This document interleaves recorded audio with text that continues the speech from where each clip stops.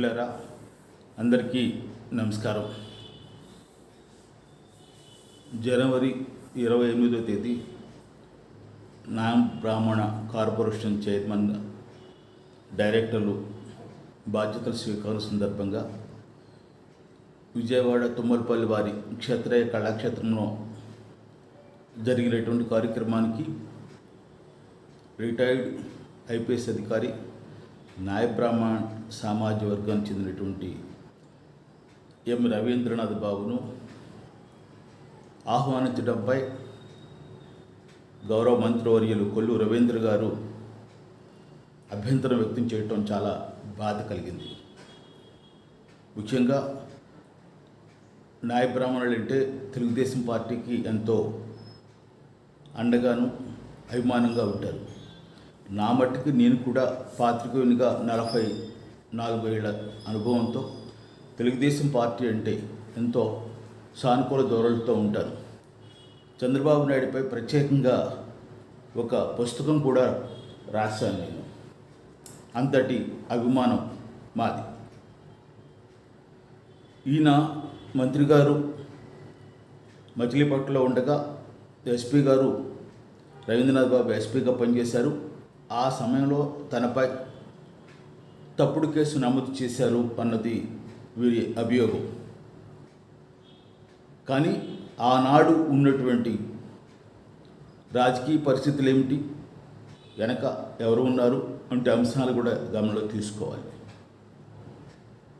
అవి ఏమీ లేకుండా కేవలం ఎస్పీ మీదే వ్యక్తిగతంగా వెళ్ళటానికి బాధ అనిపిస్తుంది. నిజానికి ఎస్పీ గారికి, ఆనాటి ఎస్పీ గారి రవీంద్రనాథ్ బాబుకి, కొల్లు రవీంద్ర గారికి ఎటువంటి వ్యక్తిగత అభిప్రాయ భేదాలు కానీ ఘర్షణలు కానీ లేవు. ఆనాటి పరిస్థితులను బట్టి వారు ఆ విధంగా వ్యవహరించుకుంటారు. అంతకుమించి ప్రత్యేకమైన కారణం ఉండదు.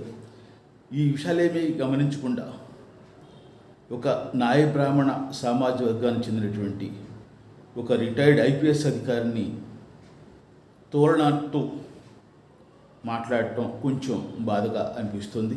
దీనికి సంబంధించి ఇవాళ ఉన్న రోజుల్లో జరిగింది, ఆ రోజున నాయ బ్రాహ్మణ కార్పొరేషన్కి సంబంధించినటువంటి కార్యక్రమం. అది ప్రభుత్వ కార్యక్రమమే కావచ్చు, కానీ నాయ బ్రాహ్మణ కార్పొరేషన్, నాయ బ్రాహ్మణులకు సంబంధించిన కార్పొరేషన్ అది. అదే సామాజిక వర్గానికి చెందినటువంటి ఒక రిటైర్డ్ ఐపీఎస్ అధికారిని ఆహ్వానించడం తప్పేమిటి? అట్లా ఆహ్వానించిన పట్ల కార్పొరేషన్ చైర్మన్ రుద్రకోటి పట్ల కూడా అసంతృప్తి వ్యక్తం చేసినట్టుగా కనిపించింది ఆ ప్రకటనలో.